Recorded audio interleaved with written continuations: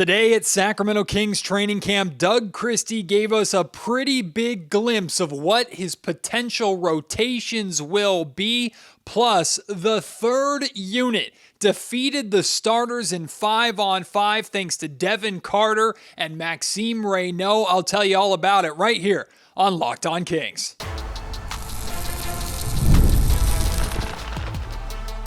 You are Locked On Kings, your daily Sacramento Kings podcast, part of the Locked On Podcast Network, your team every day.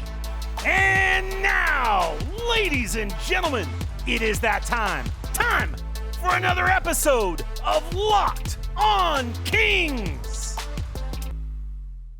Hello and welcome into Locked On Kings, your podcast hub for Sacramento Kings coverage all preseason and, of course, soon to be all regular season long. Today's episode is brought to you by FanDuel. Right now, new customers can bet just $5, and if your bet wins, you'll get $300 in bonus bets to use across the app. Head to FanDuel.com now to get started. My name is Matt George. I have the privilege of being your host here. I'm a Sacramento sports anchor and reporter for ABC 10 News. Day 4 of Kings training camp was once again lively. Yesterday, day 3, we walked into a full team scrimmage, 5-on-5, and everybody else was there as a sub for either the black team or the gray team. Today we walk in, and the Kings practice facility has 2 courts parallel to each other.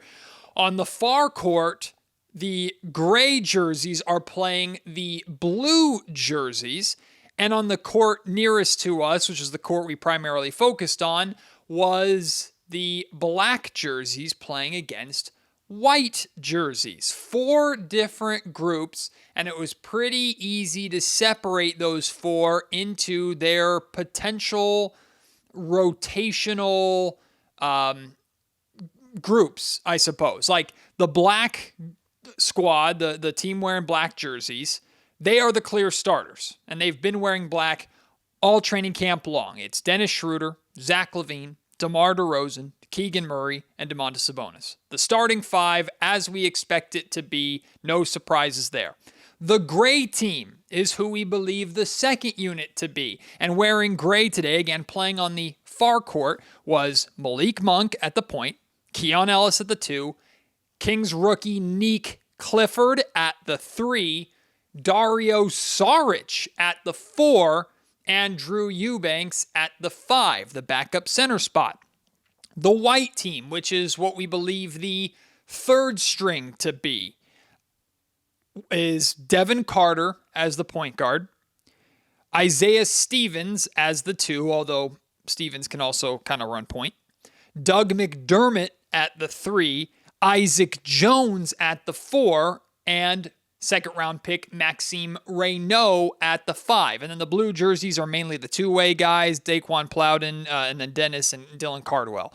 Also, Terrence Davis was wearing gray, so I don't know if Terrence Davis is potentially part of that second unit group, but I was a little confused by where Terrence Davis fell in everything. But again, this is, as of now, what I believe the rotational groups are. Doug Christie says he wants to have a 10-man rotation. So a main starting 5, and we know who they are, and a main bench unit. And I think the top 8 was pretty solidified.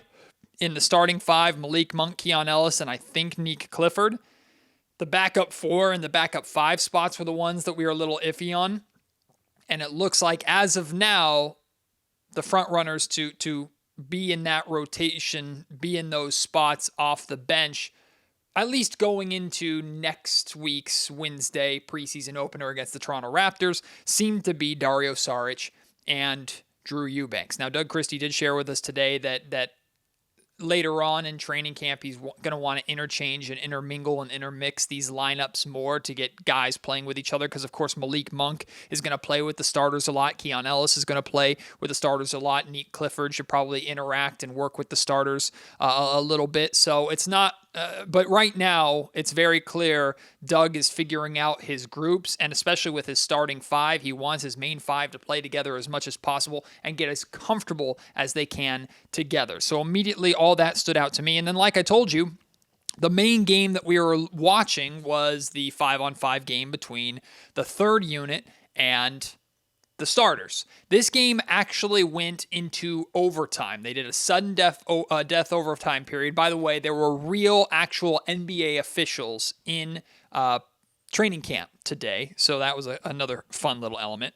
And the reserves, the third unit, actually defeated the starters. Devin Carter hit a game-winning three to on the first possession of overtime. The starters, the black team, didn't even have a chance to respond. The Maxime Reynaud beat Domantas Sabonis for the tip, and Devin Carter dribbled the ball up, step back three, game over.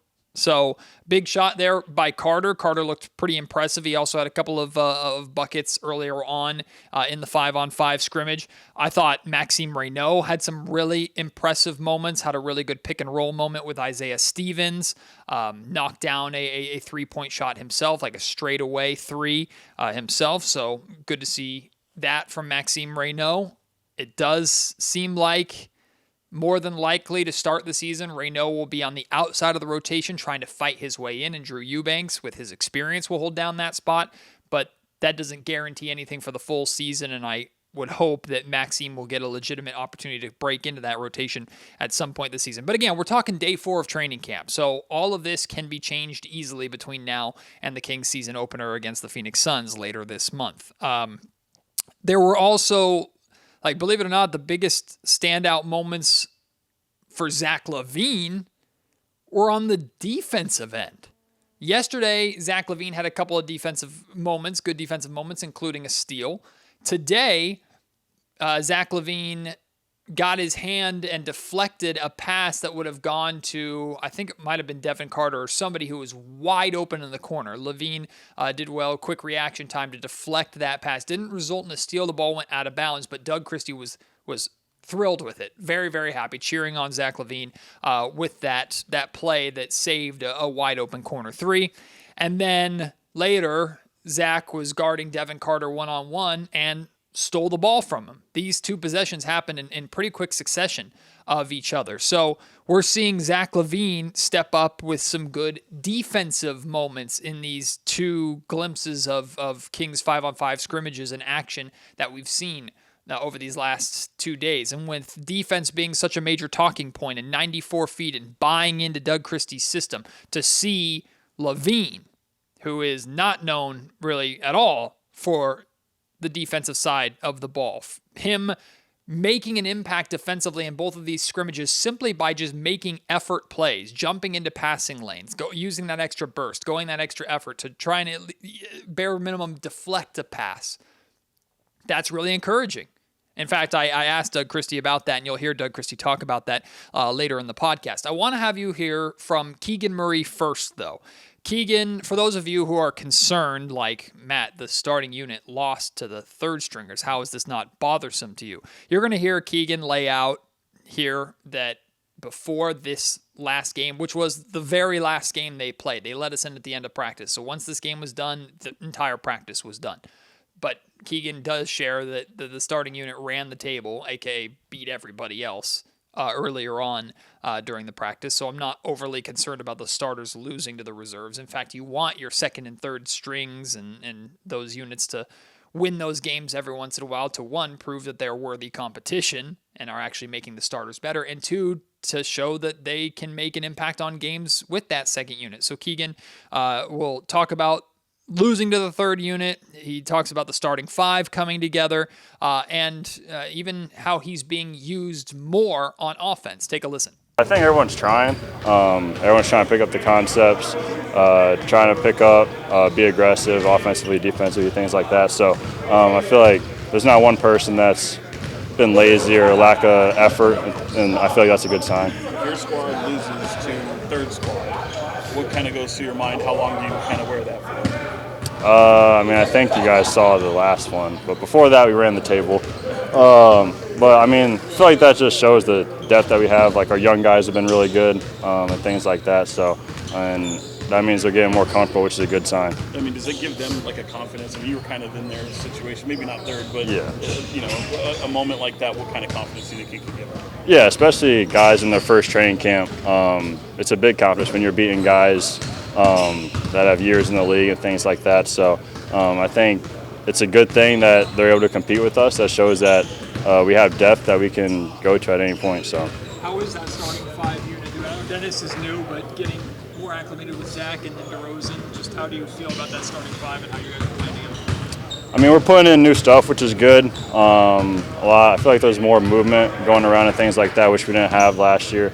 So obviously with Dennis being back, obviously he was at the Eurobasket and things like that, so he wasn't with us the past 2 weeks, and he's still getting used to everything, but he's been doing a good job. It's been fun playing with him so far. Offensively, what is your role? Is it more coming off the DHO and then pulling up from three and maybe driving the lane if they go after that, or just what does the new offense look for you and what they're asking for?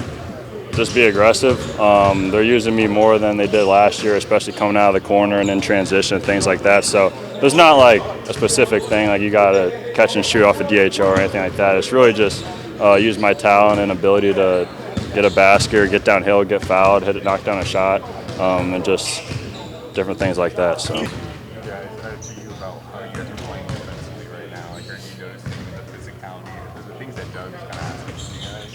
Yeah, I mean, you see different guys trying, which is the biggest thing. Trying to slide their feet, stay in front of the ball, and things like that. So, and obviously with Dennis, it helps me a lot in the starting unit to pick up full court, disrupt the ball handle, things like that. So, we've seen improvement. At this point, it's just going out against someone else and going out against the opponent, obviously making that happen in the game. So, you can't really just do it in practice and not do it in the game. So.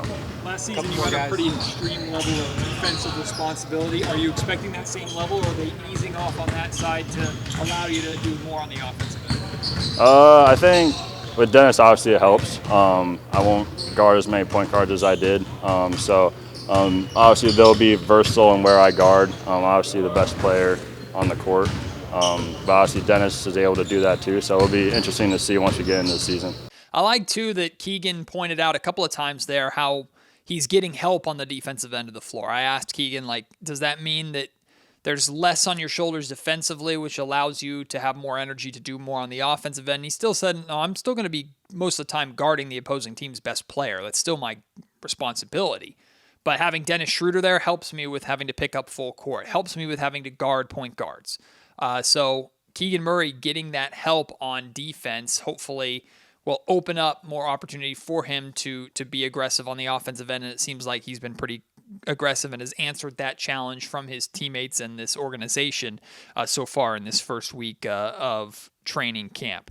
We're going to hear from Keon Ellis in a little bit, plus, of course, you're going to hear from Sacramento Kings head coach Doug Christie. That's all coming up here in just a second. Before that, though, I want to let you know that today's episode of the Locked On Kings podcast is brought to you by Monarch Money. Most people can't name all their financial accounts or even what they're worth, whether it's 401ks, properties, or investments. And when you don't have the full picture, you can end up leaving money on the table. That's why there is Monarch Money. It's an all-in-one personal finance tool that brings your entire financial life together in one clean, easy-to-use interface on your laptop or on your phone. Monarch is built for people with busy lives. If you've put off organizing your finances, Monarch is there for you. Monarch does all of the heavy lifting. You can link all your accounts in minutes, see clear data visuals, get smart categorization of your spending, and finally feel in control of your money without ever having to touch a spreadsheet. Maximizing your investments, increasing your savings rate, easily reviewing finances with your partner and or financial advisor, keeping a clear view of your financial health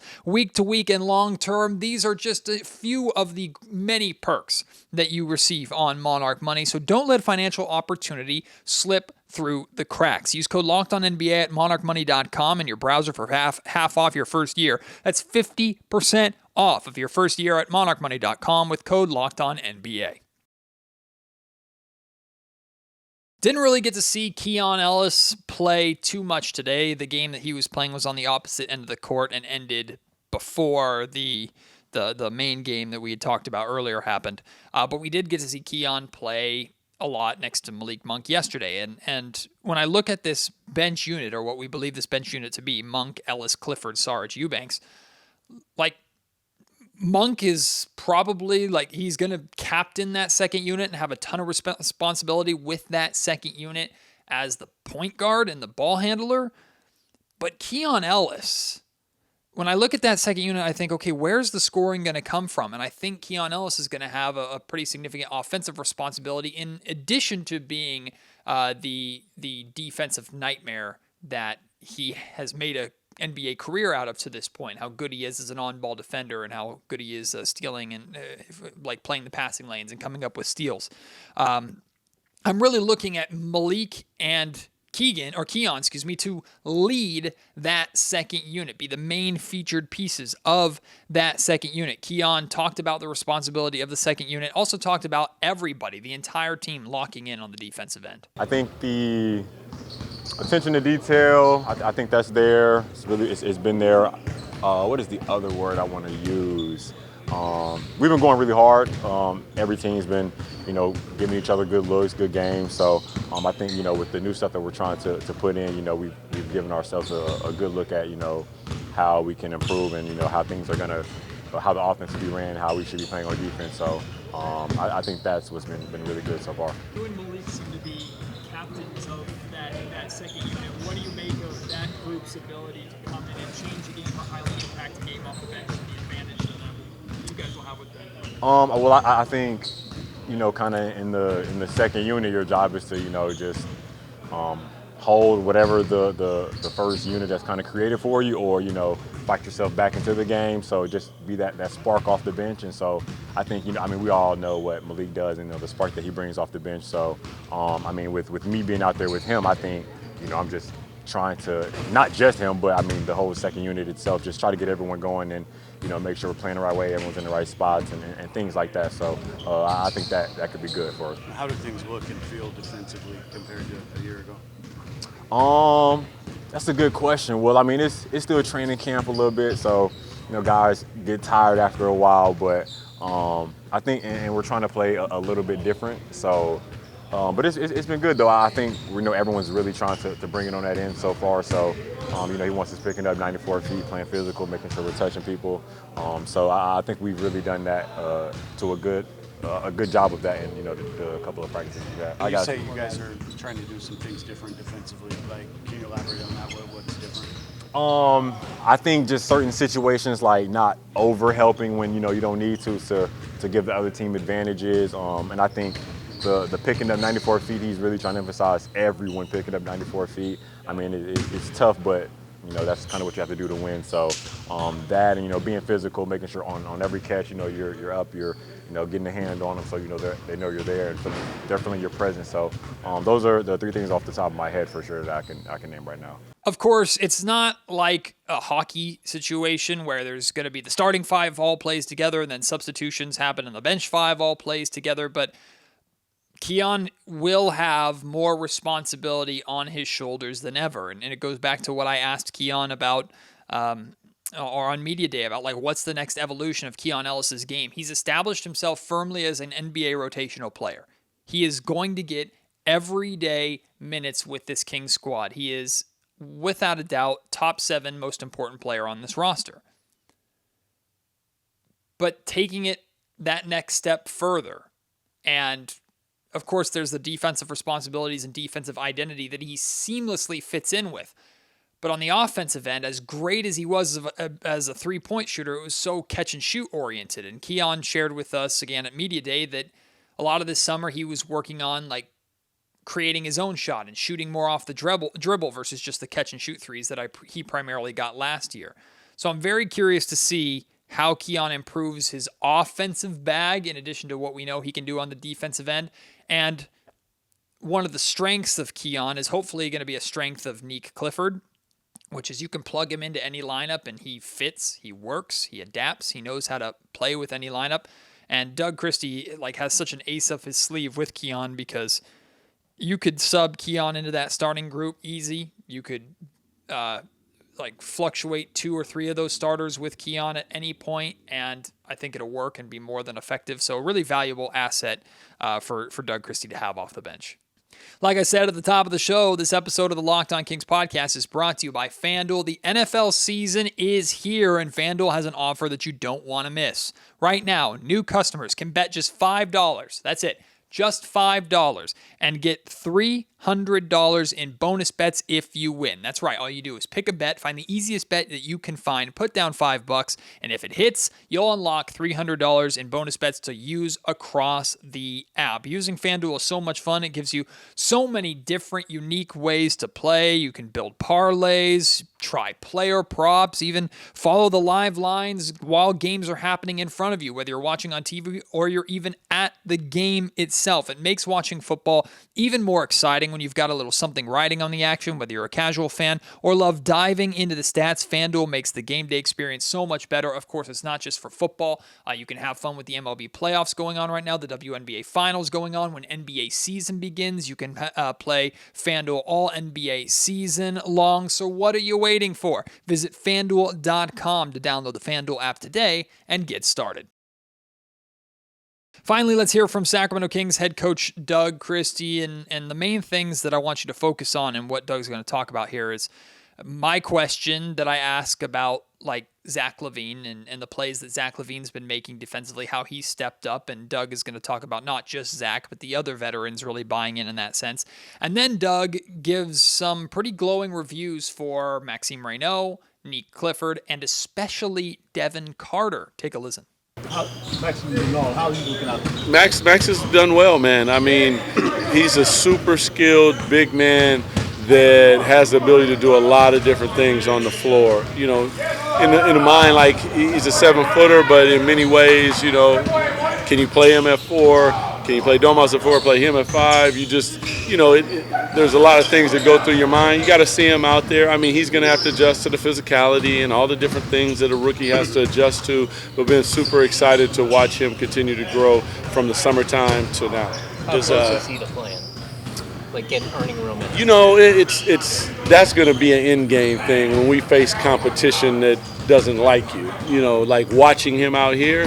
He's done a really, really great job. We'll probably mix up the lineup some as we go through camp and some of the practices so that we can get a look at different people playing in different lineups. But it's hard to say that because some people are gamers. You know, they're not great practice players and get in the game and play well. He's been great in practice. He talks at a high level. His communication skills are great. And I think the teammates love him. I mean, his passing, his shooting, everything. He's done well. What spots on the floor do you think Nick is realistically maybe going to be able to give you minutes? And is he kind of establishing himself as a rotation guy already? You know, I think all the perimeter positions, you know, like, do I see him playing some point guard? Yes, because of his skill set, but that's, you know, he's also got to be out there with the secondary ball handler because, you know, I was a rookie and I could do all those things, but when you go out there and, you know, you look in front of you and it's like Mookie Blaylock, you're like, oh, God. So, you know, he's going to be facing guys, and it's good for him to face Dennis in practice because that's about a higher level as defender as you're going to see in the NBA. So that's what I mean by iron sharpens iron. His skill set says to me he can play all the perimeter positions. The glimpses we've got of 5-on-5, seeing Zach make some pretty big defensive plays, heard you celebrate with him with those two. What have you seen from him stepping up on that end of the floor? I'm just super excited, man. Like, he's been challenged and he's accepted the challenge. Like, that's what a real pro does. And then, you know, his teammates get to watch him do that. And he's not the only one. DeMar's out there playing defense like everyone. Are they always picking up 94 feet? I had a clip of him today picking up 94 feet, and we all, you know, smiled and had a laugh. But that's what winning habits, that's what those are. Is it always going to happen? No. But if Dennis is picking up 94 feet, well, then you need to be in that 70-foot zone so that the pass isn't advanced up the side of the court. Those are winning habits, and those are the habits that we try to, you know, make sure that the guys are focused on, locked in on, and all of them are willing to try to do everything that they can to make those happen on a daily basis. So as a coach, it makes me excited. Guys, what do you have to see from him from summer league to now, and where you're trying to see him take that next Devin step? has grown immensely since summer league to now. Listen, the kid, he's in way better shape. He's understanding and reading the game better. From the point guard position, he's beginning to understand the things. When you're at the free throw line, you're already calling out the play. You got something in your mind. What are we running? On defense, making sure that everybody's set. Those are the responsibilities of a point guard. And a guy like Dennis is going to help him too, because he's not a natural point guard, but he's going to play that position sometimes. His gravity on the defensive end is always felt, and he's fearless. He's not scared of the moment. So all those things put together usually creates a pretty good player in the NBA. I was on D-Lo and KC on ESPN 1320, Sacramento radio here, yesterday, and they asked about Devin Carter, and I shared that I felt like if Doug Christie has a 10-man rotation, I'm pretty positive I know who number 11 is. It's Devin. He's just on the outside, but he's also going to be the first guy that gets the call and gets the opportunity when Doug needs to go deep into that third unit. And then I watched Devin had the day that he had today, or at least the scrimmage that he had in the 5-on-5, and it's further proof of yes, the opportunity is there for Devin, and he's clearly working hard. Doug said he's in the best shape he's ever been in, way better shape than before. It's nice that Devin is actually getting a real NBA training camp, which he never got as a rookie, so he was behind the 8 ball the entirety of last season. He's got those natural defensive instincts that, like Keon Ellis, I think are a seamless fit into that side of the Sacramento Kings identity, but he's still playing a position, the point guard position, that's difficult for anybody to learn at the NBA level. Devin Carter is going to get his opportunities. It might not be right out the gate. It might not be with the second unit right away, but Carter has to stay ready because he is going to get those opportunities. And the same way Keon Ellis made the most of those opportunities to work his way into the position that he's in right now, I think that door is going to open to Devin at some point this season. And this Kings team is veteran heavy. And in the short term, they're pretty solidified with their top guys. But this team is also looking at this roster and looking towards their future and going, who's going to be a part of it and who's not going to be. And Devin Carter, I think this season has a really, really good opportunity to play his way into that vision for Scott Perry. And I'm rooting for him. I really am rooting for him. I think he could be a nice, talk about an ace up the sleeve like Keon Ellis is. Devin could be another guy that, I remember talking about this when he was a rookie, that Doug Christie can unleash as a Tasmanian devil. Hey man, go in there and be disruptive on defense and look for your shot offensively if you can generate it. I think Devin Carter can do that, and he'll get the opportunity to do that this season.